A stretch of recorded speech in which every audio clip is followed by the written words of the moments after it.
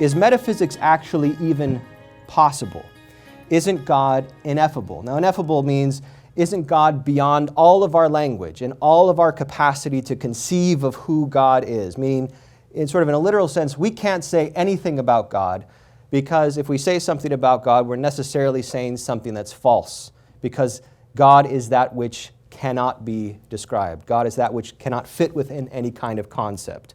If God is good in and of himself, right, and God creates, then all creation not only participates in that goodness, but cannot have a shred of evil within it, because there's no evil in God. And so we remain good, damaged but good. There's a very important implication here as well, because if it's true that reason has no capacity to apprehend God, none, then that means that the only way we can understand God, the only way we can know God, which is a condition for loving God, is encountering God in the Bible, which immediately means what? That those who've never encountered God in the Bible, by definition, can know nothing about God, period. But even potentially more problematic than that, if our sin is so perverse, then not only does God necessarily communicate himself in and through the Bible, meaning that's the only way that we can know him, but these traditions also say, and that the only way you can actually even recognize God in the Bible is itself also a gift of grace. And again, the basic principle here is that, and this is one that Thomas Aquinas identifies, is that grace, so however God is going to work in our life in and through the Spirit, in and through the church, in and through the sacraments, that is going to be completing that which is already there. So we don't want to put God at odds with each other. We don't want to put God, the Creator, the Father, at odds with God, the Son, the Redeemer. They're not vying over us as if we're a prize between two dueling deities. It's one God, one humanity. And so grace necessarily has to be understood as working with creation. We can also see this through a Trinitarian lens as well, where all these pieces get united in participating in the eternal and internal life of the Father, Son, and Holy Spirit. So it's one thing to say, well, maybe it's possible, but it sounds kind of dry. It sounds really abstract.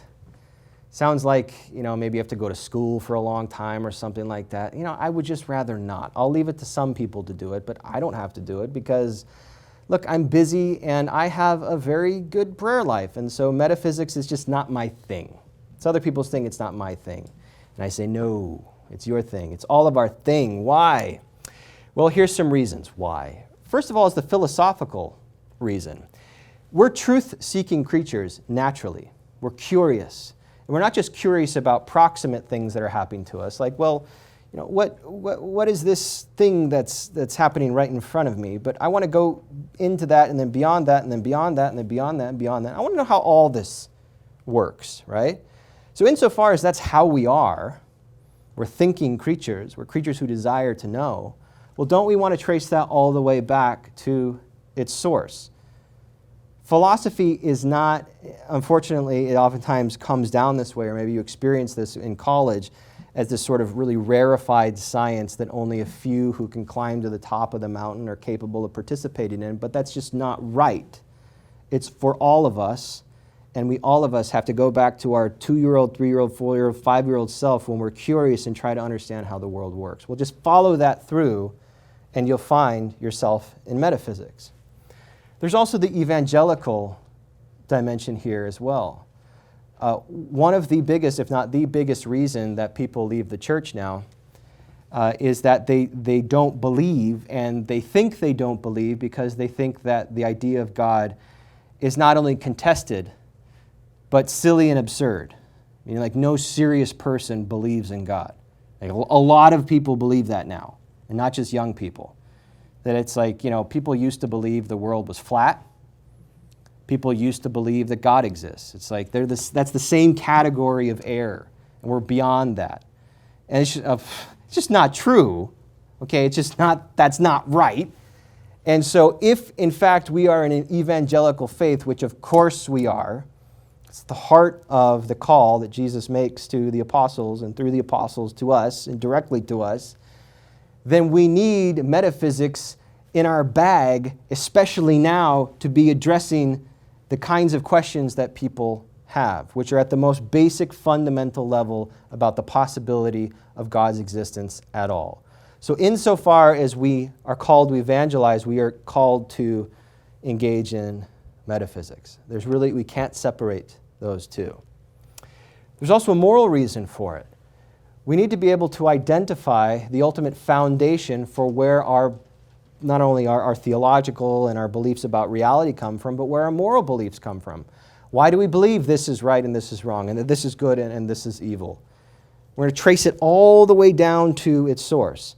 The next class, we're going to be looking more specifically at what's called the moral argument for the existence of God. But I mark this here, is that we can't separate our moral life from the question of God's existence.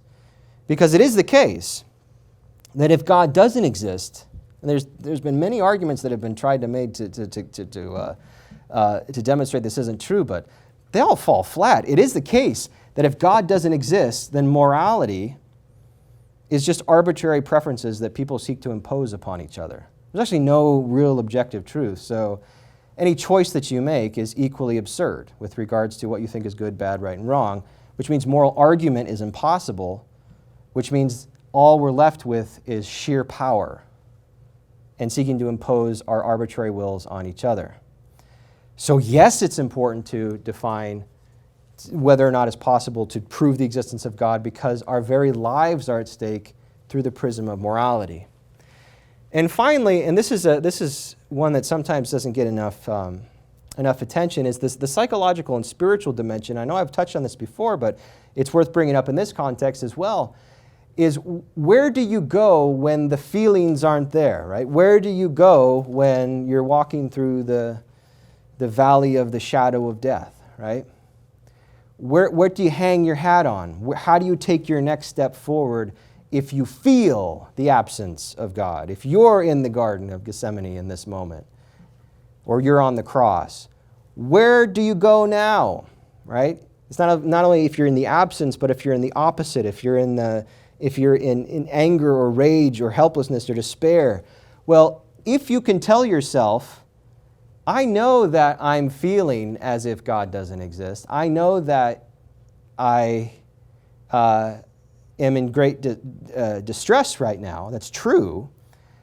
But I also know, again, that doesn't correspond with ultimate reality.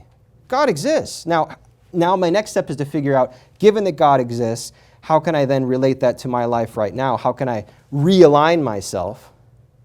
But at least you have that lifeline. That lifeline cannot be taken away from you, because at the end of the day, you just say, I have no other choice but to believe. I can't not believe, because it's too evident. It's too true for me now.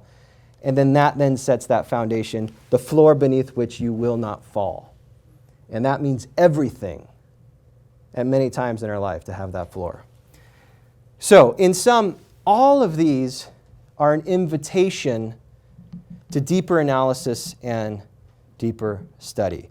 I'm going to go through some of the basic arguments in just a moment, but again, we're doing them in very summary fashion. So, St. Thomas Aquinas, who by this point I think you probably figured I'm a big fan of Tommy, he's going to lead the way. So he offers in his Summa Theologica 5 proofs for the existence of God. He writes about them elsewhere also in more detail in a text called the Summa Contra Gentiles. So we're using the ones from the Summa Theologica. But we should know that there's more than 5 proofs out there. A great Catholic philosopher named Peter Kreeft has actually counted 24 distinct arguments for the existence of God, meaning 24 distinct ways of rationally seeking to demonstrate that God exists. But we're focusing tonight on what are called the classical arguments for God existence. And Thomas Aquinas himself is highly aware that he's drawing on philosophical arguments that precede him as well. In many cases, you can trace these arguments back to the origins of philosophy itself. They have very, very long legs. Now, we also have to keep clear here that Aquinas is clear about the limits of his arguments. And it's always important to establish limits. Establishing possibilities is important. Establishing limits is just as important. Otherwise, things start getting confused. And once things are confused and ambiguous, then all bets can be off. So, he believes that these arguments that we're about ready to go through, that they can, one, prove that God exists. Two, that God is the creator of all that is. And three, that God is the highest good of all that is. So, prove God's existence, prove that God is the ground of all existence, and also the goal of all existence. He believes, and I think we have good reason to believe, that reason can demonstrate that to be true. However, he also recognizes that these arguments cannot prove who God is. So there we're making a distinction between that God is and who God is in God's entirety, in his entirety. He's saying we can't know that. For that we need revelation. For example, we can't reason to the existence of the Trinity. We can't reason to Christ being our Savior. Now, once we see that Christ is our Savior, once we hear the witness of the risen Jesus through the apostolic tradition and through Scripture, then we can fit it all together, but we can't get to that point ourselves. For that, we do need revelation. To know that God's mercy is offered to all, and not just God's justice, that for that also we need revelation.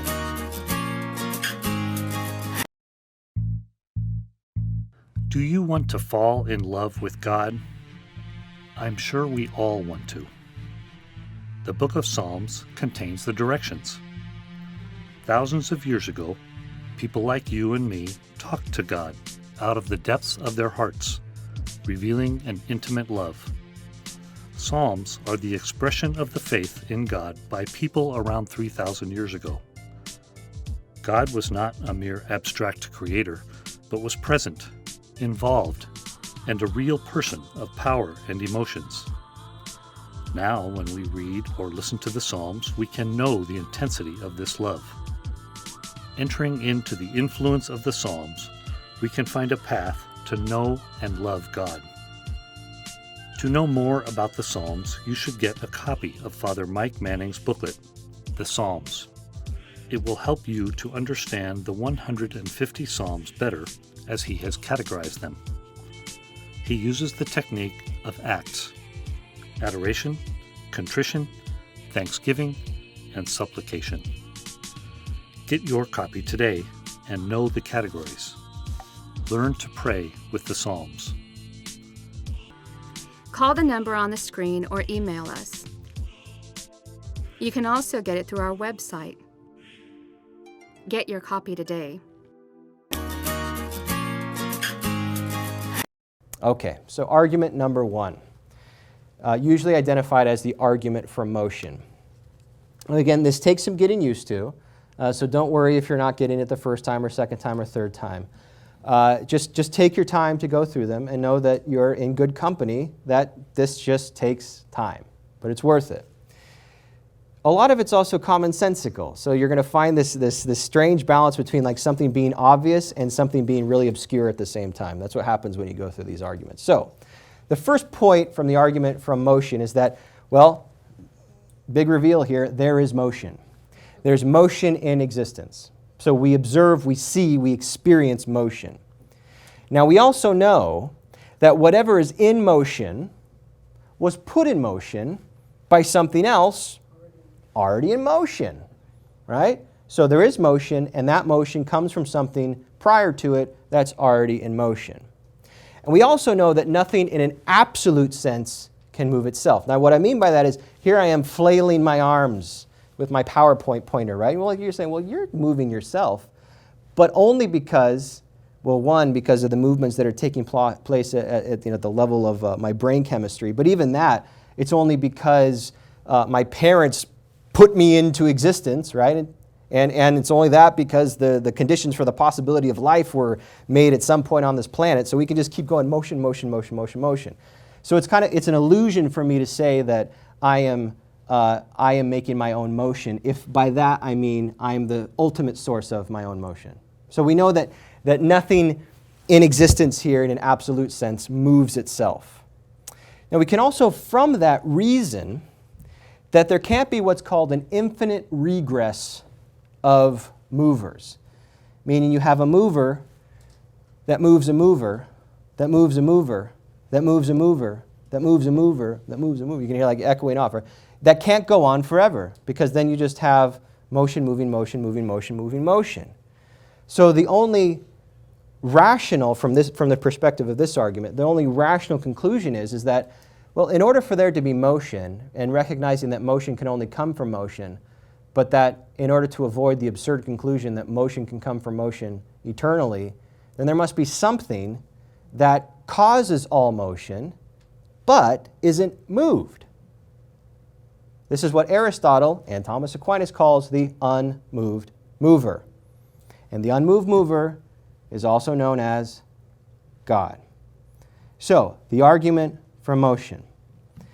And we're going to see as we move through these other arguments that there's some significant overlap as well.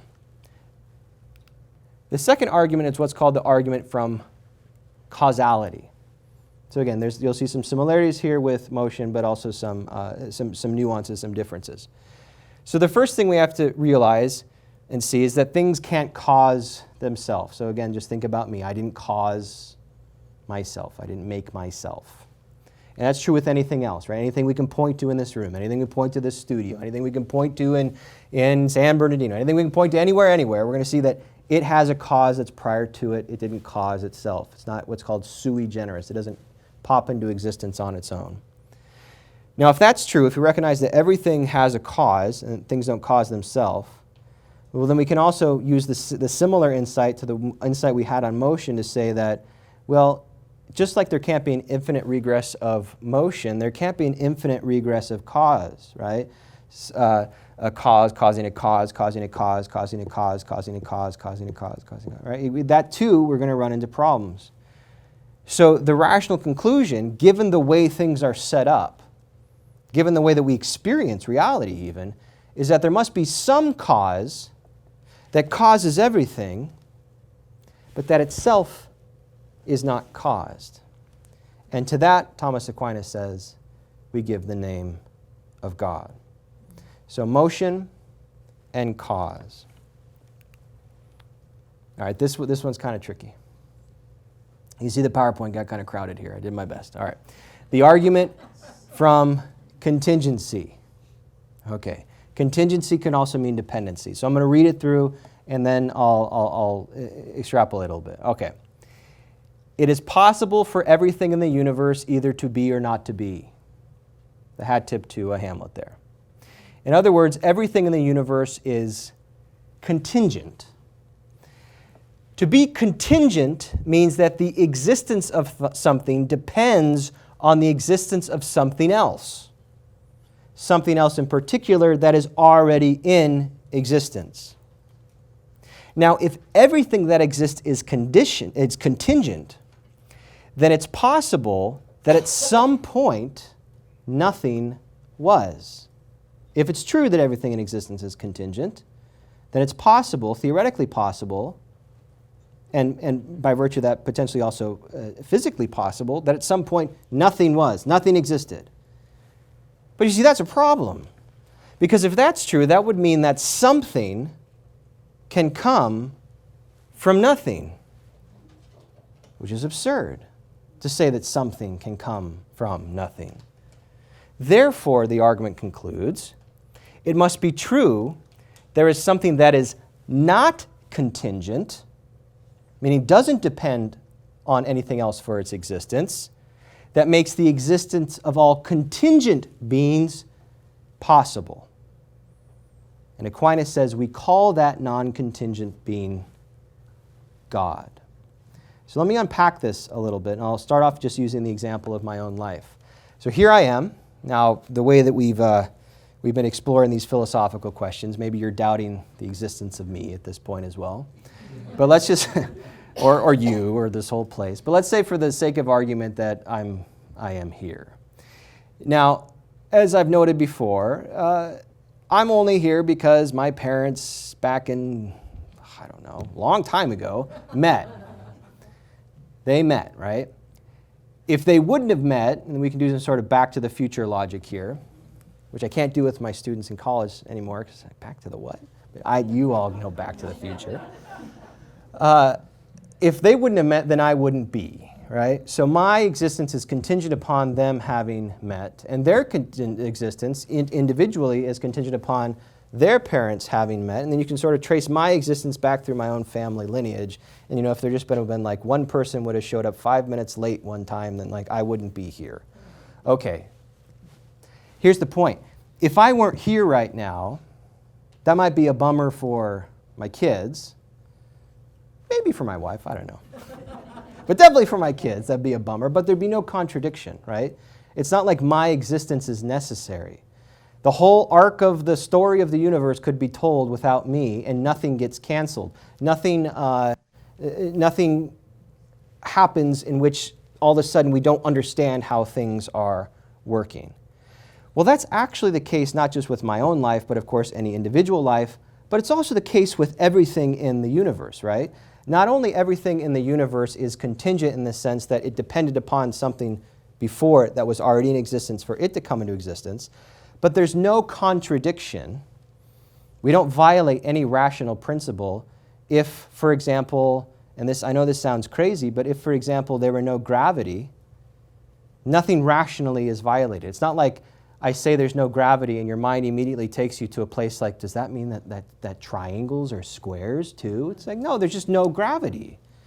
Or the principle of lift, when you're in an airplane and you ever have this thought where you're in this airplane, especially nowadays we're all like a little heavier, so there's all these people on this airplane, you think, how in the world does this thing get up in the air? Well, it's because of physics, right? That there's this principle called lift, that if you run a fluid, air, over a wing, it generates an upward force that counteracts the downward force of gravity. That's science, it's nature. Well, what if there were no lift? What if there were no upward force when you ran a wing through the air? Would anything be contradicted? No, it'd just be like, no, there's just no lift.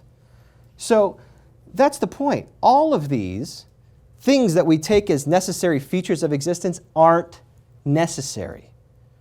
They could be canceled, they could be never have been there, and nothing would be changed. So what that means is that if everything here doesn't have to exist, well, that means it's possible for none of it to have existed.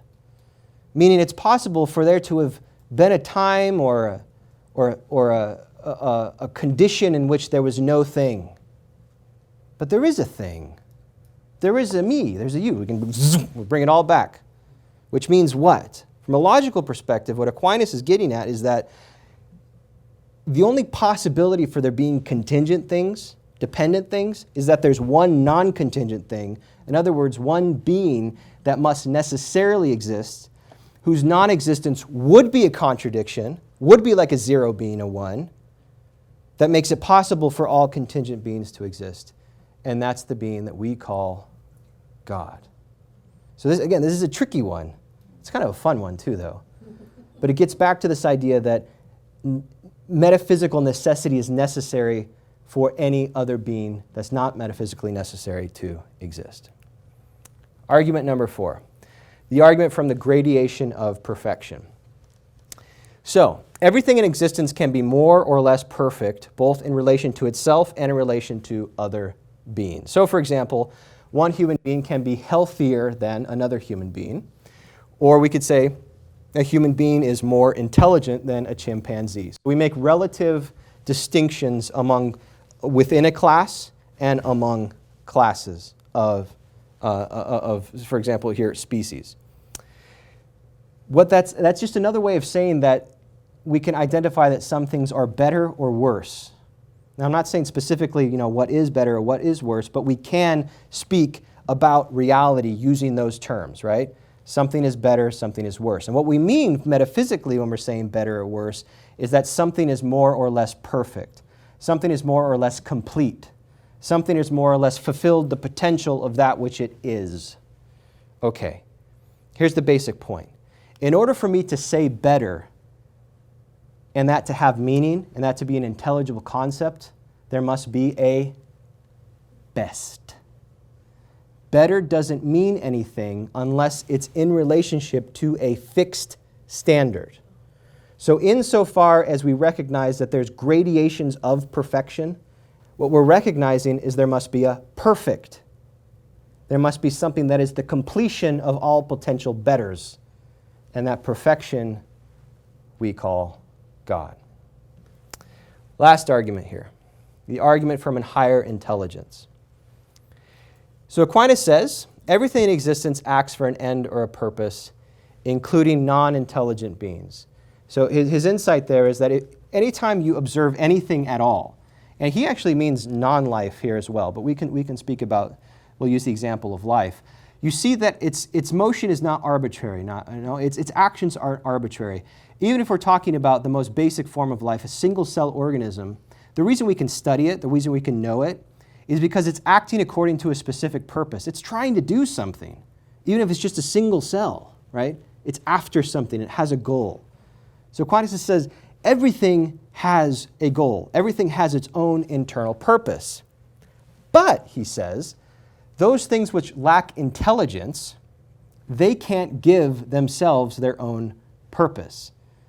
So in other words, that single-cell organism can't sort of rise up above itself and say, what is my purpose? Oh, to latch on to this organism over here. No, it's built into it. But the condition for the possibility of that intelligence being given to it means there's a higher intelligence somewhere that is sharing its intelligence with that. And what Aquinas argues is that we can take that insight from what is oftentimes called the chain of being and see that there must always be a higher form of intelligence that is being distributed into the layers of existence, the layers of life, which for him leads to the conclusion that there must be some supreme intelligence within which all of the different goals of all the different forms of existence in existence find their one common ground and goal. In other words, God. So, these 5 arguments, Aquinas thinks, establish that God is the creator of all that is, and that God is our highest good. He thinks that any fair, rational analysis leads to that conclusion. The first premise is whatever begins to exist has a cause. Now this premise seems so self-evident that one would ask, why in the world would you need to prove that? Most cosmologists now, most physicists, are led to the conclusion, based upon their different ways of studying the universe, that the universe had a beginning. Well, if that's true, that the universe is expanding, the